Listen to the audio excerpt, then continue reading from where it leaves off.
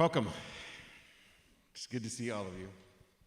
I know, it looks a little different, huh? Did you kind of have to blink a couple times to see if it was really Greg? See if it was really Reverend Greg? Yeah. So I stole this from Hote, the Buddha in there. He's been wearing it for a while, and I said, I kind of want that back today. And he didn't fight me on it, so it worked out really, really well. So you have made it. You've made it to Unity of Pasadena, and I have too, which makes us the lucky ones. I mean, this is really a terrific place to be. And Sundays are the day to be here, for sure, although other days are wonderful too. I mean, everybody's welcome to come in any day that they so desire. I mean, Gay is here during the week, and many times Barbara and I and others are here. I know Charmaine was here along with Norma. People come in all the time, and it's a wonderful place just to spend a moment or two. So please don't feel like it's only open for you on Sundays. This is the place. So yeah, what do you think of that? So I want to welcome anybody who's new. I want to welcome you if you haven't been here in a while. I want to welcome you if you're here every Sunday. Welcome. Welcome to the new people on live stream. Welcome to you if you're always here. We'd love to have you here. The consciousness you bring is that we desire. It's a consciousness of oneness. Unity is all about oneness. We recognize that there's truly only one thing. So I'd like you to repeat after me. There's only one thing. It may look like more than one thing. It may feel like more than one thing. But it's only one thing. Expressing is you, expressing is me, and everything we see. So we also have a unity blessing that I'd like you to join me in. We love you, we bless you, we appreciate you just the way you are. And a statement of faith I'd like you to join me in also.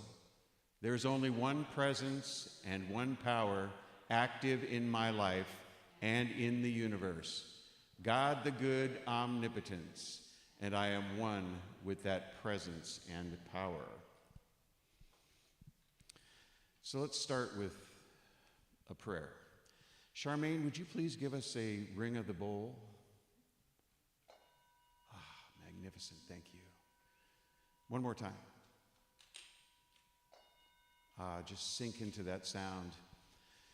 Feel yourself and see yourself floating on that vibrational sound carpet. A beautiful sound, a sound that brings forth the idea of love, of spirituality, of oneness, of the presence of God. And we also recognize the presence of God as love. So I offer this for you. Please take a deep breath of love. Release it. And allow yourself to actually feel that emotion that's so central to our lives. It is so present in everything that we feel and know and do. Call it up in this very moment and recognize that it connects us at an incredibly deep level. For connection is not only healing, but it's godly. It is spiritual. It is what we believe in. It is what we do not push away, but we pull inside of us so that it's an absolute knowing that you and I are connected in ways that we do not even yet understand. And that's healing. And so I wish to go to Thanksgiving for a moment just to feel the gratitude of your presence. To feel the gratitude of the presence of Spirit, to feel the gratitude of all of the people here who do what is necessary for Unity of Pasadena to be what it is. And I'm so thankful for our Board of Trustees, for they do the work that makes it possible for us to have the things that we need to have here at Unity of Pasadena to enjoy the experience of one another. And I'm so thankful for our musicians today that bring that absolute loving presence through song, a different kind of vibration each and every Sunday that touches us in a way that only music can. I'm so thankful for that. I'm incredibly grateful for our prayer chaplains. The prayer chaplains who hold the light for each and every one of us when we don't even know they're doing it. It's the glue that keeps us all together. It's the wonder and the beauty and the joy and the peace of life. I'm so thankful for each and every one of you that provide volunteer services here. You are absolutely necessary for the smooth operations of our Sunday services and the operation of this church. We have live stream, we have sound, we have PowerPoint, we have those that greet us and hand out our May bulletins. We have volunteers at every level, and each and every one of you step up and do this when asked. I'm so grateful for that. And I'm grateful for each individual congregant that brings a consciousness of beauty and peace and love and joy that impresses us with that light that is, in fact, the presence of God, love. And so it's with this great thanksgiving that I release these words into the law of mind, knowing that they're already done. Please join me by saying, and so it is. Amen. All right, so I would normally say to you, hey, let's have the 3-minute question.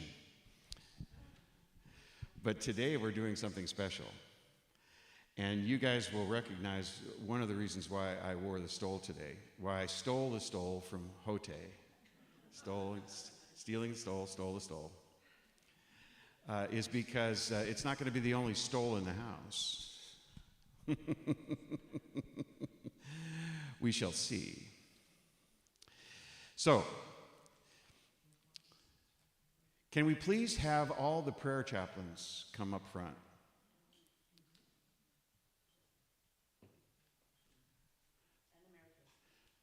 I'm asking for the emeritus as well, yes.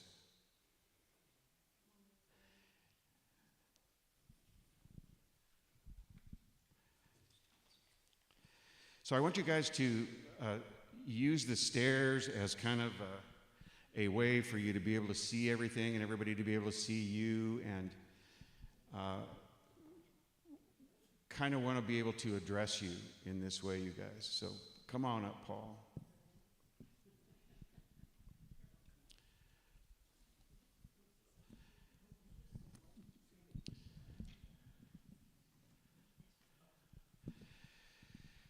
So if anybody asks you whether or not we have a vibrant prayer chaplain program, you know what the answer is.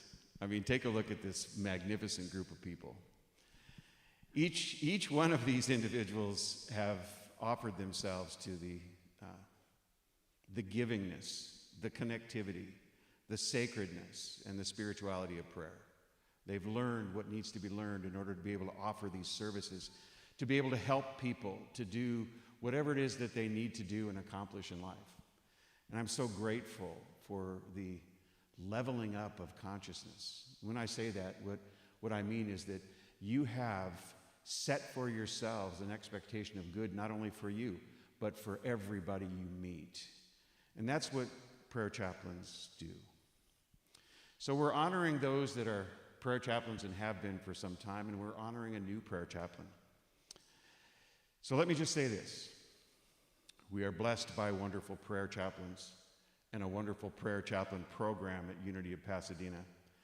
They are spirit-led individuals who completed the Unity Prayer Chaplain program training in order to give selfless, dedicated service to members of this congregation and this community. The prayer chaplaincy program is based on God as source. God is the center, head, and heart of all that the prayer chaplains do. Remembering God first assists the prayer chaplains in what is called holding sacred space. Holding sacred space is to hold in consciousness a place of possibilities. This means that regardless of the circumstances, situation, etc., the chaplain knows that God is greater. And from this awareness, he or she holds God's presence and power in the moment and as the moment. In listening from the heart and not from the head, the prayer chaplain follows what Myrtle Fillmore, co-founder of Unity, said in her book, Healing Letters. As you learn to see the fullness of God's life and love and power and substance in others, you will know that you need not pour out your own for them. You will have the knowledge and the light to call their attention to what they have and to prompt them to use it.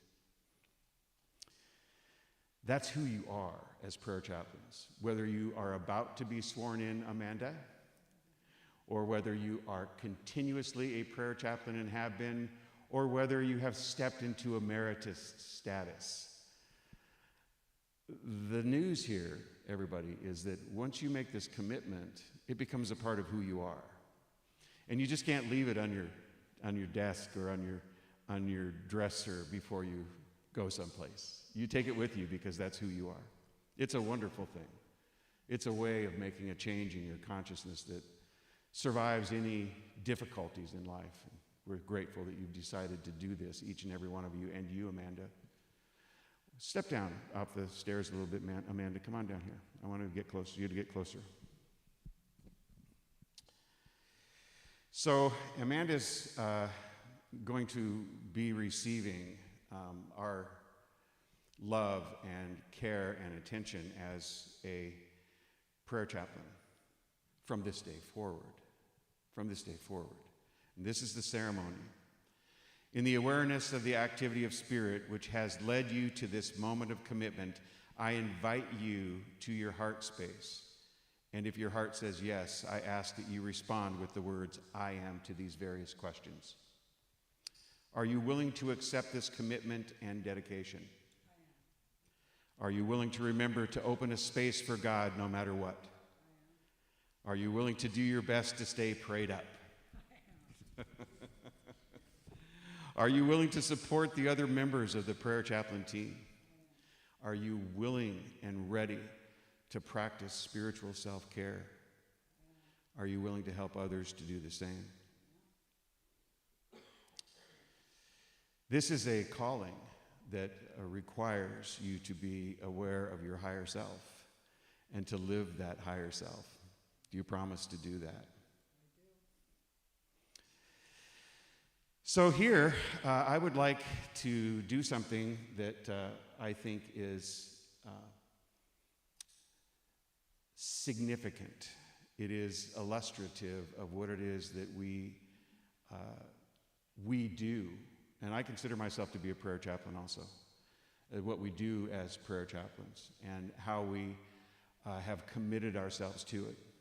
I would like to ask Jackie to hand out stoles to each and every person standing up here on the stage. All of our prayer chaplains, including our newest and our emeritus prayer chaplains.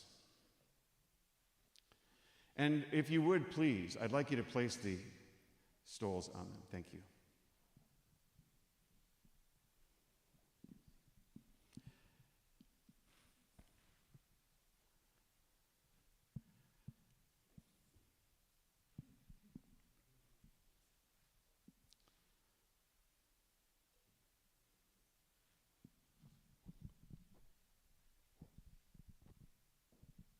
They're beautiful, aren't they? And they're significant.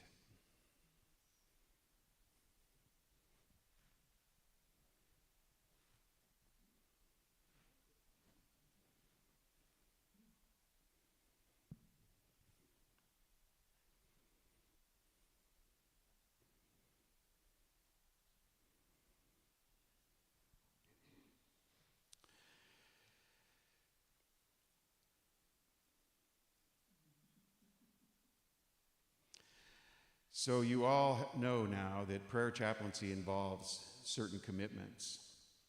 They do not end when a prayer chaplain decides to move into emeritus status. We have two who are doing just that, Trish and Donna. We're so happy that you are with us in spirit every single time and willing to help if necessary. I know that. You have given service for a period of time that allows us to say, you know what you're doing. And emeritus is Latin for that. You know what you're doing. So do each and every one of you agree to deepen your awareness through prayer, meditation, and study? We have flowers for you.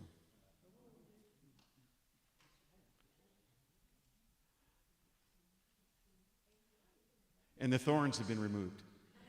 Yes, indeed. And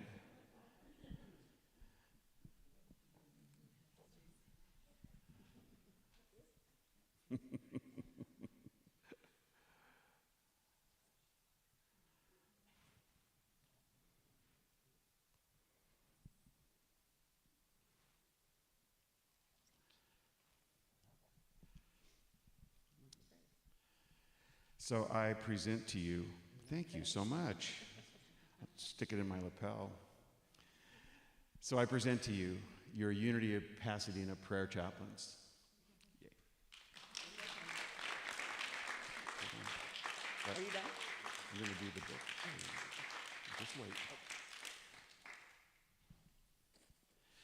So now we have something special as well that I'd like to call Jackie to do. Jackie, would you take the microphone, please?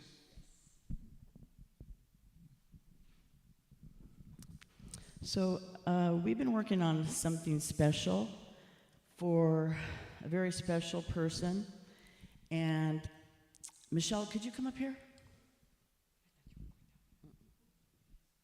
And stand over there.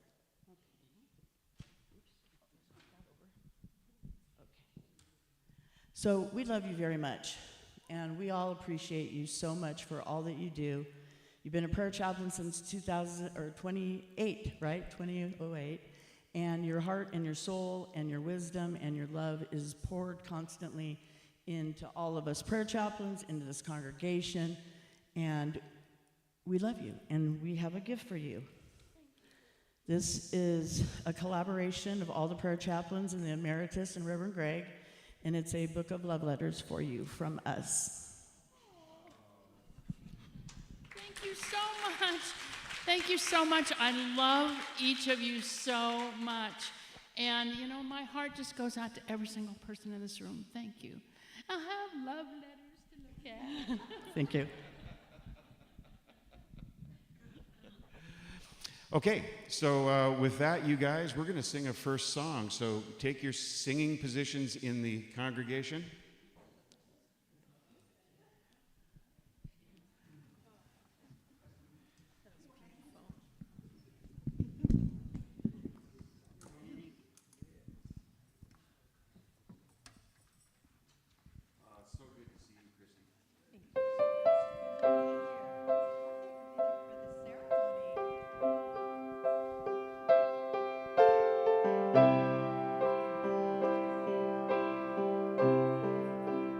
There is a garden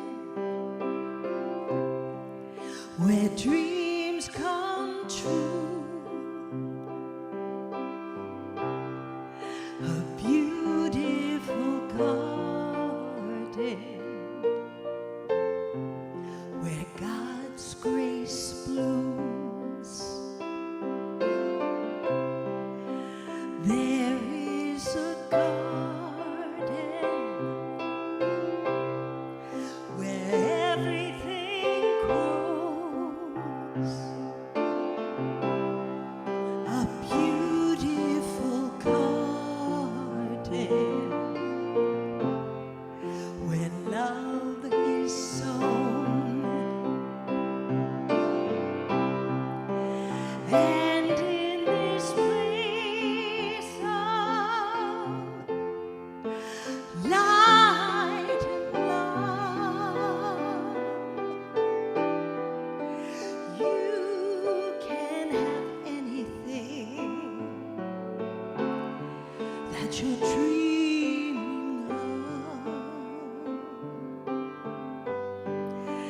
There is a garden where dreams come true, such a beautiful garden. That garden is you. And in this place of light and love, you can have anything that you're dreaming of. There is a garden where dreams come true, such a beautiful garden. That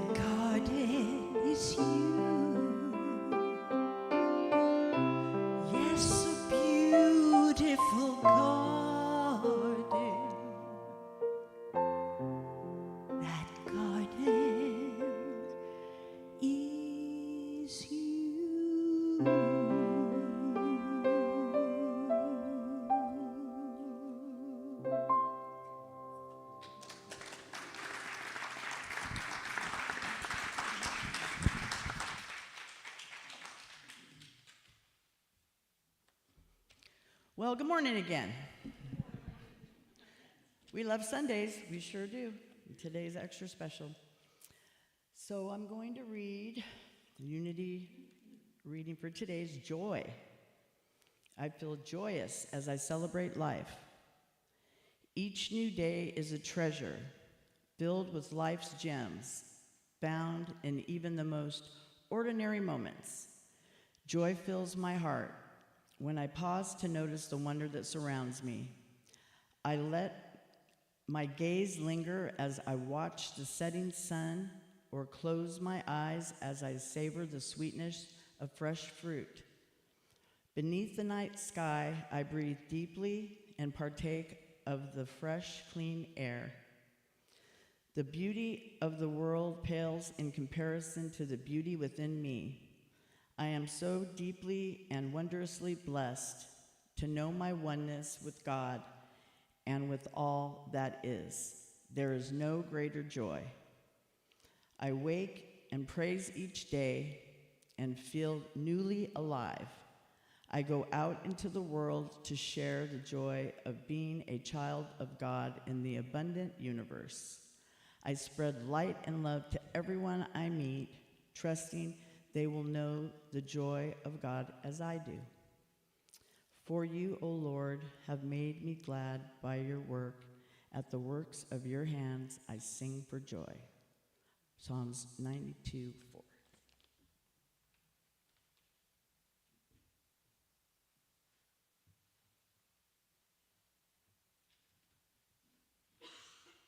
Good morning. I love that song, and I just, sitting up here, I just love, wonderful view of the sky and these elephant ear, whatever they are. God, they're just gorgeous. So meditation is the art of letting go. In silence. By the way, I got this. This is taken from one of Unity's booklets, I think on meditation, and this really works for me. This is my process. In the silence, the ego is disengaged, and a sense of connection with divine order comes to the forefront. Worries dissolve, muscles relax, clarity sharpens. People emerge. Well, I emerged from this experience really feeling reinvigorated and centered. So let's close our eyes. And I can't help but sing like Helen taught. Lower your shoulders. Take a big, deep breath of love, like Greg said, and let it go. And lower your shoulders some more. And I find it helpful to focus on my breathing. That helps me keep me focused on the meditation process. Focus on one idea if you like, or an image to help clear away the chatter. If some chatter bubbles up, just say thank you, move along, I'll get to you later. And really practice being in the now. I was telling Greg, I was doing this actually yesterday. I needed a quick 10-minute meditation. I was actually sitting in the Panera parking lot, and the world just disappeared. It was really wonderful. So in this moment, we know a new understanding and appreciation that God is my strength and assurance. I give complete faith and wholehearted love in return. And as we enter into 2 minutes of silence, we have the lights lowered.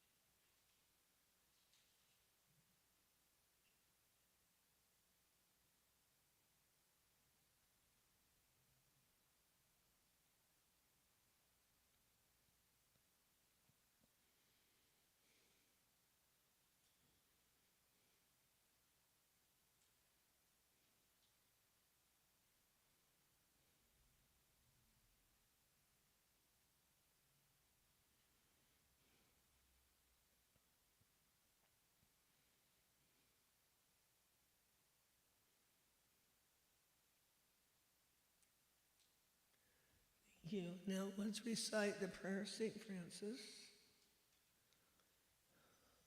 God, make me an instrument of your peace. Where there is hatred, let me sow love. Where there is injury, pardon. Where there is a doubt, faith. Where there is despair, hope. Where there is darkness, light. Where there is sadness, joy. O divine presence, grant that I may not so much seek to be consoled as to console, to be understood as to understand, to be loved as to love. For it is in giving that we receive, it is in pardoning that we are pardoned, and it is through grace that we are given eternal life. Thank you. Have a wonderful day.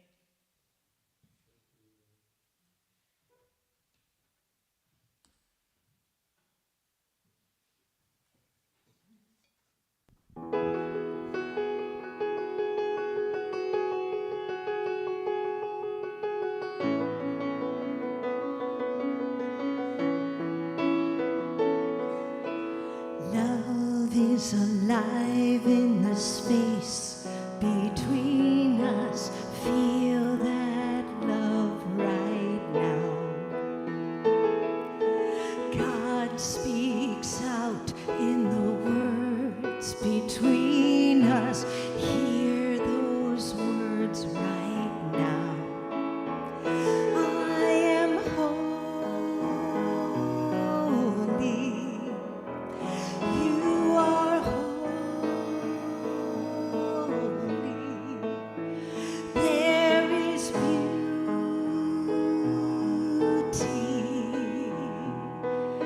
between us.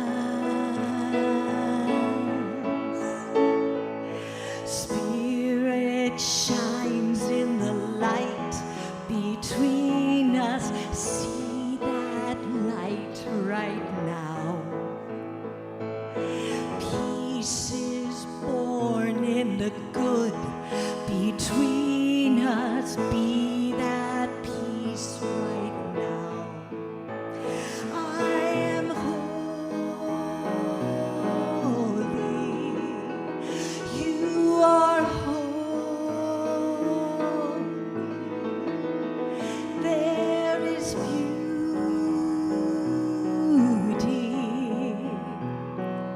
between us.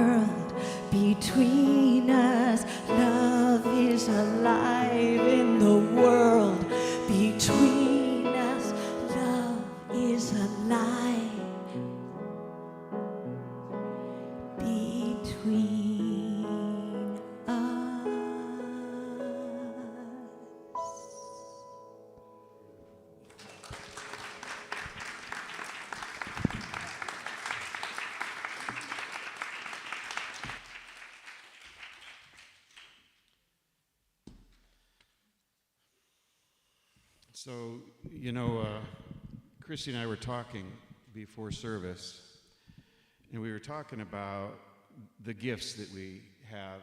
And I didn't use these words specifically, but she knows that it's the gifts that she has. And that is the ability to connect. And she tries to do that every single time she meets you. Through song, she connects. She brings an emotive sense. She brings her emotions to it. You can feel her emotions around the song. She plays off of your emotions. And she creates a community during song. And I really want to thank you for that. It's not beyond my awareness. I recognize that you're doing that. And I recognize that everyone in this space that stands up here is doing that as well. And I hope you do too. Connecting at a heart level, at a soul level. So, consciousness, that connection, that ability to connect, that awareness, is a law. There's a law of consciousness, and we're going to be talking about that law of consciousness today. This month, I'm going to be talking about certain basic laws, certain natural principles that apply to those of us who wish to understand, know, and utilize these principles in a way that really not only makes life easier, but more fulfilling. And these are principles that you can see operating in your everyday life. I mean, it's no mystery. You don't have to say, is this really true? All you have to do is look at your own life and see them unfold in ways that are either magnificent or not so magnificent in the lives of others. Consciousness has no boundaries. There are no walls that can keep consciousness in. And when I speak about that, I start thinking about Colleen. Colleen is a prayer chaplain as well. Colleen is on the service right now. Colleen, good to see you and feel you. When I say see you, I feel you in my consciousness. I feel that sense of who you are and what you do and how you do it. And I'm so grateful for that. This flower is yours, and you already know probably if you have your notifications on your phone on, that I took a picture of this flower and sent it to you. So it has already arrived for you, and the consciousness of this flower is without boundaries as well, as is your healing nature. Colleen is a person who has decided, as have all of the others, all the other prayer chaplains, to expand her container of life, to include service to others through prayer. And it doesn't matter whether she's gone to Illinois or whether she's sitting right here. She can still do that, and she does.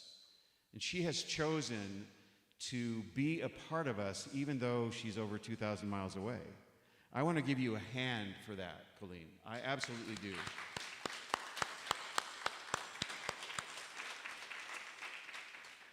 You're in our hearts, and we love you. And there's a stole on its way to you, by the way. Just wanted to let you know that. There's a stole on its way. You probably know that. Maybe it got there already. Who knows? If it got there already, put it on. Put it on. We'll feel it in our hearts. So, when I say, and I do this all the time,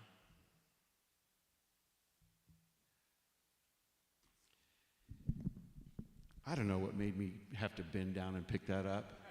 Do you know? I mean, I didn't even need to do that, but it's in my mind that order is important, It's in my mind that I'm doing what I'm supposed to do. And that is one of those things that has been in my consciousness forever and ever and ever. So when I drop something, I pick it up. And I'm often ready to pick up something you drop, too. So be careful. We might bump heads on the way down, I mean, we always have to be careful about that. So consciousness is our awareness. It's the sum total of everything that exists, according to scientists nowadays. They say that the universe is indeed consciousness, just pure, raw consciousness. And what that means from our perspective as practitioners of the unity way of life, as practitioners of new thought, ideology, of healing techniques, of all the things you can call related to consciousness, including, let's say, vision boards, Norma, which are truly related to the ideas behind consciousness and their creative abilities. So anybody who is in that space recognizes that you create according to your feelings and your beliefs around things. This is the sum total of your experience is consciousness. People like Emmett Fox say consciousness is all there is. And by the way, Emmett Fox was a wonderful, wonderful practitioner of unity principles. Charles Fillmore calls it the law of mind in action. It's the same thing as the law of consciousness, which so many others in the new thought arena call what it is we're talking about today, that ability to create your own lives through the tendency of your thought. You know, you have a tendency of thought. You probably know that. You have a tendency of thought, and those thoughts are the building blocks, the seeds for the life that you have decided to bring forth through this substance, this magnificent consciousness of God. We call that substance as well. That through this substance that is God, that creative substance that allows you to create whatever it is you would like to see in your life. We don't understand it very well. I mean, as humans, we somehow do not understand it very well, even though we're given the opportunity to do so all the time, just by viewing our life, how it's unfolding, and how the things that show up are the things that we attract into it through our thinking, through our beliefs, through our feelings. We're creative people. You know, I was reading the other day a book called The Creative Life by Eric Butterworth. How many of you have read that book, The Creative Life? It's very, very, it's so instructive. And he's just clever in the way he presents this. He takes a look at the creation process described in Genesis and shows how that unfolds through us in each and every creative moment of our lives. The same sort of process is applied. And I read that and I'm thinking to myself, you know, this is really illustrative of something that we've been talking about in the last couple of weeks. You know, I did a talk last week on the power of life, you know, which is a power of man. And we talked about life and life's force and how it's always pushing forward, you see. But you know, if somebody asked me after I read The Creative Life, whether or not I could somehow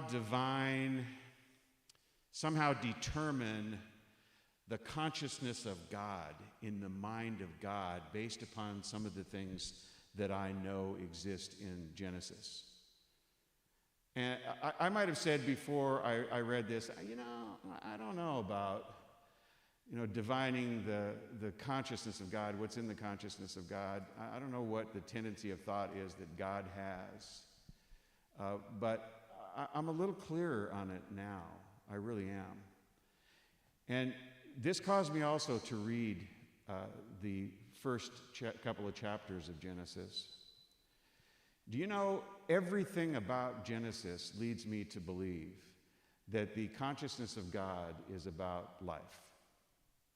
I mean, the tendency of God's thought, whatever is in God's mind, is life. That's what it is. And so when I start to think, are we making coffee? It sounds like we're making coffee. Yeah, it's sorry about that. I can hear everything from up here, by the way, you guys. So I think that made in the image and likeness of God, we are made in the image and likeness of God. Our consciousness, when used rightly, when used according to our alignment with God, ought to be in favor of this life principle. In favor of this life principle. And that includes our life. So, with the Bible in mind, I've always found that understanding it can be difficult. And I know that various sects of Christianity look at the Bible differently than I do and differently than we do. One of the things that I think people really, really misunderstand, and when they say, the Bible's kind of complicated, they're talking about things like this. And I'm going to read it to you right now, which is one of the more complicated aspects of the Bible. Matthew 25:29, you might know what that is. For whoever has will be given more, and they will have an abundance. Whoever does not have, even what they have will be taken from them. Yow. What the heck is that about? That doesn't sound like that's one of these Christian principles that we ought to be talking about on the corner unless we truly understand what it's about. But in the light of describing consciousness, this is an absolutely true statement. If you have a consciousness of abundance, if you have an idea that there is enough, not just for you, but for everyone, more will be given to you always. Your consciousness is not of lack, because if it were, whatever you have will be taken from you. This is creating according to your consciousness. This is exactly the law of consciousness spoken by Jesus over 2,000 years ago. He's trying to explain something to you that none of them understood, and very few still understand today. Very few of us really, really get that. But knowing the law of consciousness is one thing, but you really have to practice it. You really have to involve yourself in it. You have to, I wrote this down in the book of Greg, so I might as well read it. Simply knowing the law of consciousness is not enough. I got to remind myself that. Just because you know it doesn't mean that you're using it. You must apply it on a daily basis. You must apply it on a daily basis. Well, the application of that sometimes is pretty hard because things come whizzing into my life that seem to be really difficult. They're problems, one after another. There's suffering. There's all kinds of stuff happening, not only to me, but to others that I care about. And whoa, I can slide down that hill and go, ooh, doom, gloom. Well, I can do that. All of us can. We're human. But you see, one of the reasons why people wear stoles who really want to change their consciousness is so that they remind themselves that that slippery slope is the wrong one to find yourself on. It makes no sense, and it's not even the truth. You see, we create according to our thoughts. We create according to our feelings. We create our lives according to our tendency of thought. And so it's time to start working on those things. It's time to start bringing something new forward for ourselves so that we can have the things that we want. We can accomplish the things that we need to accomplish. We can do it with a light heart. We can do it with happy moments and joy in our lives. We can peacefully step into this life and do what it is that we need to do when we need to do it. Put one foot in front of the other and be grateful for the ability to do just that. We can do that. But do we? Well, sometimes we need to remind ourselves that that's the truth. That is the truth. So, I mentioned Norma, and the reason why I mentioned Norma was because I went to her vision board workshop, and I want to thank you for that. She's an expert in this arena, by the way. And when you talk to her, she'll tell you that she manifests really well, meaning what she does is she holds a thought in mind, something greater than what she's experiencing in this present moment, and holding that thought in mind and changing the tendency of her thought to support the creative movement of this substance we call God, and it makes itself available to her. It shows up. It shows up. If you have any doubt in that the things that you concentrate on sort of expand, the things you think about, you bring about, just look to your own life and you see it happening in your own life. Those things that you think about, that your tendency of thought is geared toward, show up in life for you. And I certainly hope that it's not, ill humor and bad health, that it's not a lack of friends or money. I certainly hope that the tendency of your thought does not lie with lack, because as Jesus says, everything you have will be taken from you. That includes your happiness. That includes your joy. That includes the light of life that is there for each and every one of us. Let's see, it's our choice. It's our choice. So Norma teaches you to understand what it is you'd like to have in your life, and then to keep it fresh, moment by moment by moment. Where do you have people put their vision board when they finish it? Where do you have it? In a prominent place where you see it every single day. So the tendency of your thought moves toward this, whatever it is that's present on the vision board. So that you are moved to recognize and understand that this is important to think about so that you can bring it about. Now, Jackie has always wanted a 55 Chevy. She has. She's always wanted a 55. Do you know she has one? Do you know she has a 55 Chevy? Yeah, she has a 55 Chevy. It's a 55 Chevy station wagon. It's a 210 station wagon. It's a beautiful roaring beast. She got a 55 Chevy because that's the year that I was born, you see. Her other beautiful roaring beast, which, that's a joke, by the way. That's a And so she was thinking about this just all the time and decided that she was going to use a little bit of the things that we talk about in here, this power of conscious attention, of utilizing our thought processes and our feelings to bring about what it is we'd like to see. And she found a picture of what she wanted, and she put it on her screensaver on the computer, which was always in front of her when she was doing work, when she was walking through the office, or whatever computers were available to her. There's the screensaver, which was showing her 55 Chevy. About the color of my shirt, I'd say. It's sort of a turquoise color. And lo and behold, I get this call one day, and she says, "Greg, I think it's a good price." It just showed up. I ended up on a street I don't normally drive down, and there it was. There it was. And she said, I think it's mine. And I said, I think so too.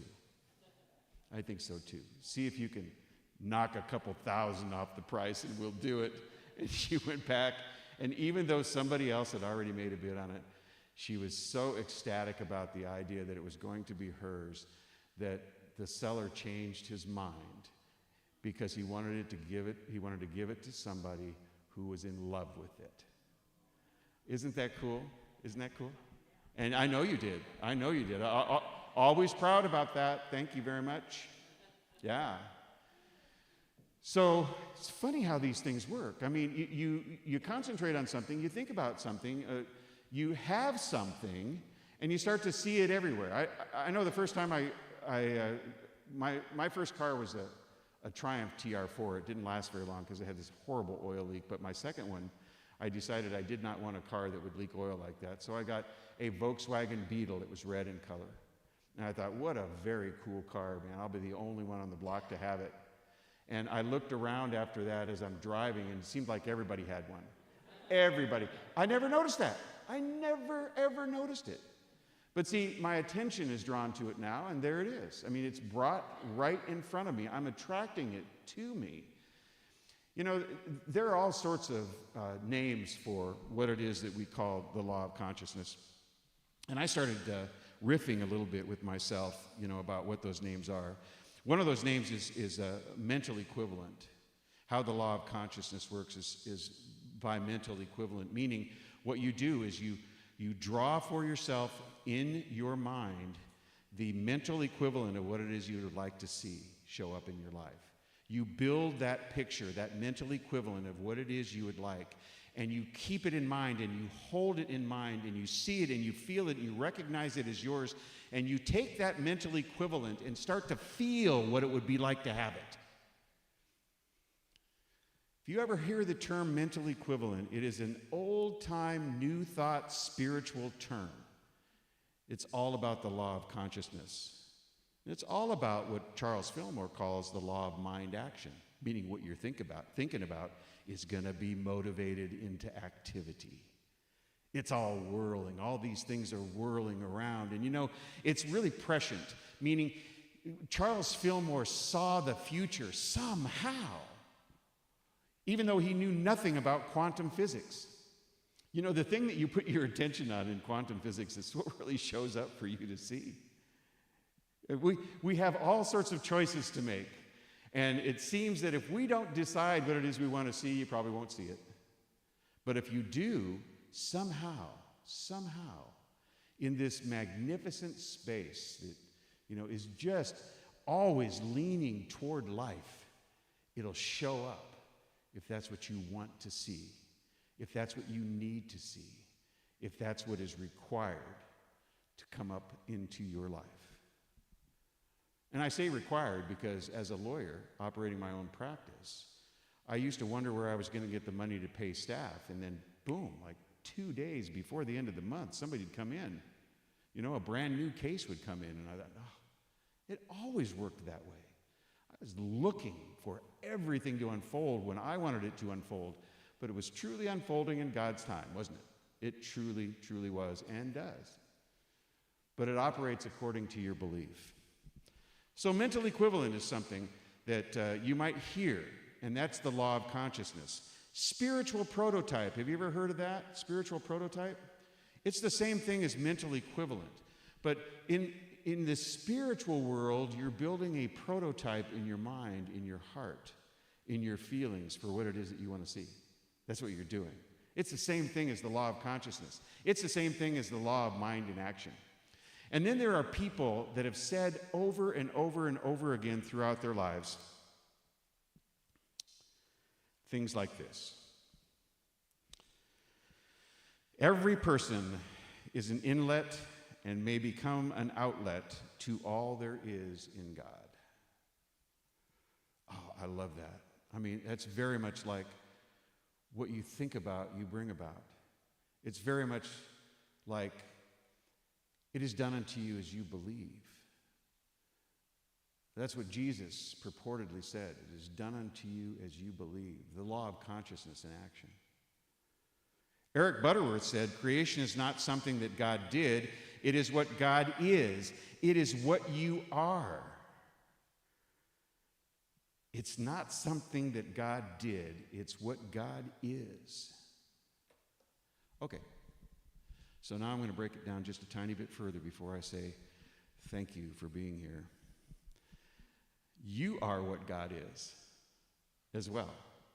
You are that which was created and is created consistently and constantly by this thing called life. You're changing whenever you so desire. You have the creative ability that God provides to each and every one of us through God's example. You are that which God is. Is there anybody here that does not believe that? You are that which God is, made of the sum and substance of this beautiful creative resource we call spirit, or call it whatever you want.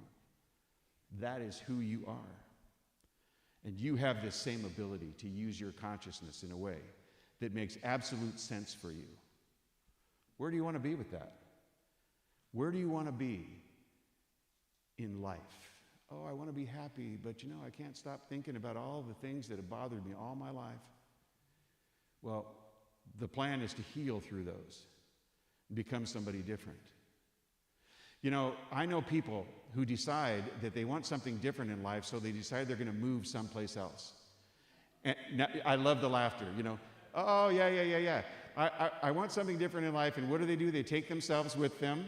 They're the same person, and they build exactly the same life no matter where they are. So do you know that is trying to put old self into new life is like putting new wine into old wineskins. Do you get that now? How many times did Jesus try and tell us something? How many times did he say it? And we still don't listen. Yeah, that book that's so hard to understand is about consciousness from beginning to end. It's about the change in consciousness over time. You know, we can find ourselves in each and every one of those characters, in each and every one of those stories, and that's cool too. because that's what it's for. That's why we do it metaphysically, so we can see ourselves moving through our own conscious evolution, because we are evolving.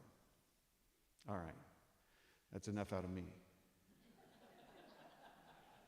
You know, I used some words today that I haven't used in a while because, I had my stole on. Namaste, everyone.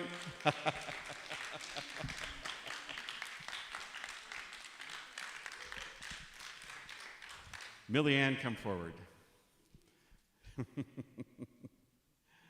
Oh, that was fun. Thank you. This has been a fun-filled morning. I mean, stoles everywhere, consciousness. We're all thinking about, the beauty of this one singular thing we call God, source, resource, we call Millie. Yes, I love it. So here we go. If you'll open this up here, I'm going to drop it in, okay? All right, that's the way. And here, look at this. Oh my gosh, look who we got. Whew. We got Cora Kaufman Hamilton, Betsy, good to see you, Audrey. John Huffman. We got Charlene, all the way from Tennessee. Charlene, yay. Reva Kusmal. Oh, we miss you, Reva. Come on in. Colleen, put your flour in water. It'll last longer. Victoria. Oh, Victoria's on. We'll see you soon, hopefully, Victoria. I'm not sure where she in Peru? Who knows? That'd be a kind of a long, not consciousness. There's no stretch with consciousness, is there? No. Yes. And we have Chris Curtin. Chris, great to see you. Great to see you. Absolutely fantastic. So here's what we do. What we do is we talk about the way that we can give to this community to support it through all of the things that it does and must do in the future. We are growing, by the way. We're growing not only in numbers, but we're growing in consciousness. You can see that when you see the 11, 12 people who are prayer chaplains standing up here, bringing a consciousness of the things that we would like to see unfold in Unity of Pasadena's life, which is everlasting, by the way. So I want you to join me in our community giving statement. God is the source of my overflowing supply, and I am grateful. Thank you.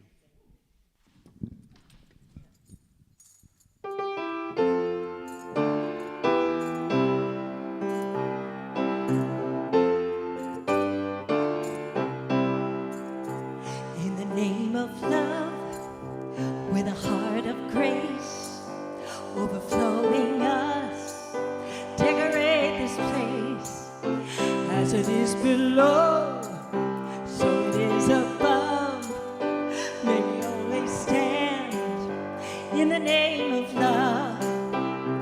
When the feeling's gone, there's only one of us, only one, in the name of love. When the day is done, yes, we will sing this song, all as one, in the name of love. In the name of love, may we always be seeking out the best till we all are free, living in a world we've been dreaming of, where we stand as one in the name of love. When the veil is gone, there's only one of us, only one, in the name of love. When the day is done, yes, we will sing this song, all as one, in the name of love. Let me hear you. In the name of love, in the name of love, yes. In the name of love, in the name of love. Come on, man. There's only one of us, only one, in the name of love. When the day is done, yes, we will sing this song, all as one, in the name of love. Come on. In the name of love, in the name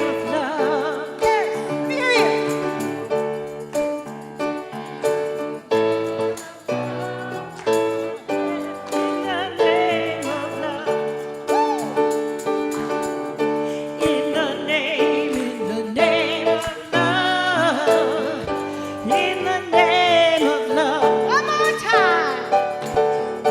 In the name of love. In the name of love.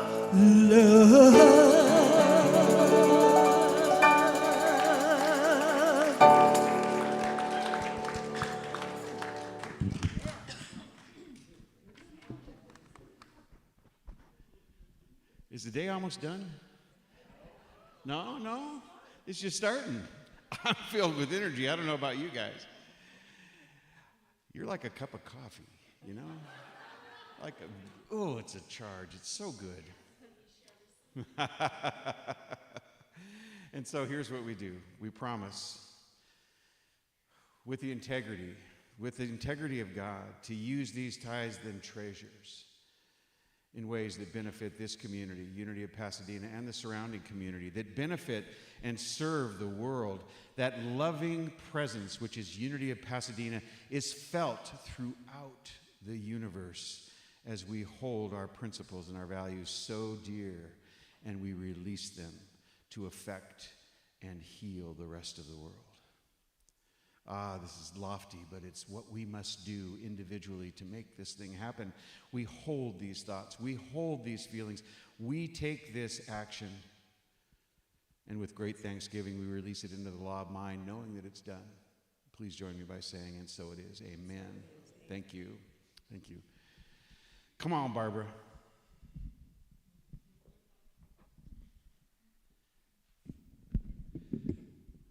Let me clean up my mess here real quick. You know, I make all these notes, I never look at them.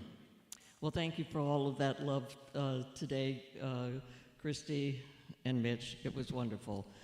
Ed, you saw in our prayer chaplains and in that wonderful talk today our vision, mission, and core values in action. So let's remind ourselves again what they are by affirming them together. Our vision is envisioning a world powerfully transformed through the growing movement of shared spiritual awakening. And our mission is transforming lives by living and sharing our inner truth of divine wisdom, compassion, and love using practical spiritual principles. And our core values are creating community, living love, teaching truth, serving spirit. And in part of creating community, we have today at hospitality time our wonderful team ABC. And next Sunday, which is the second Sunday, you have Team D through J providing hospitality. And if you notice in your new bulletin, which, does anybody have one in hand right now?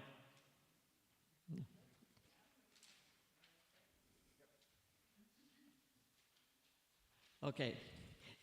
Gay very masterfully added the hospitality teams to the list on the page showing the... So thank you, Gay, very much. So this looks like a very crowded little document, and it also has this month your financial statement from, it's actually 2 months ago. It'll be from March. So take a look at that. We're still staying in the black. Thank you all very much. And all the other events that are coming up. And speaking of events coming up, next Sunday is, by the way, Mother's Day. And unless you're taking your mother out for a fantastic brunch and mimosas or something else like that, I know you would want to be here. And then our lovely prayer chaplains are having their tea time on Mother's Day just this month. After that, it goes back to the first Sunday of every month. So come and enjoy Mother's Day here if you don't have other plans. And then the following Sunday is Pentecost, and we're going to be doing the white stone ceremony. And as Bill asked everybody last week, how many they each have.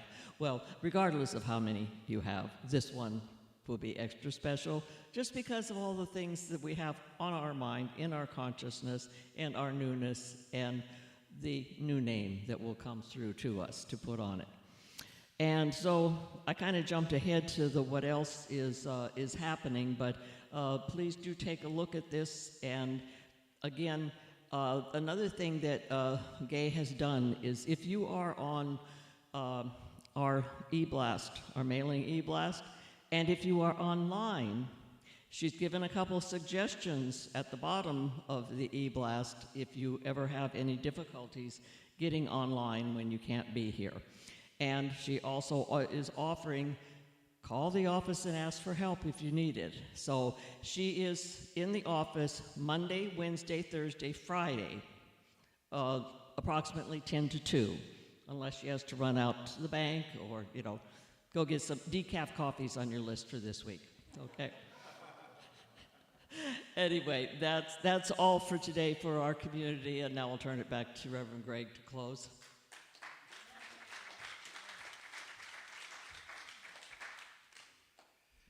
Thank you. So we're going to say together our silent unity prayer for protection, and we'd like to do it while we're standing. And that gets us up for our closing song today as well, which is the peace song today. All right, fantastic. So please join me. The light of God surrounds us. I am light. The love of God enfolds us. I am love. The power of God protects us. I am power. The presence of God watches over us. I am presence. Wherever I am, God is. I am divine, and all is well.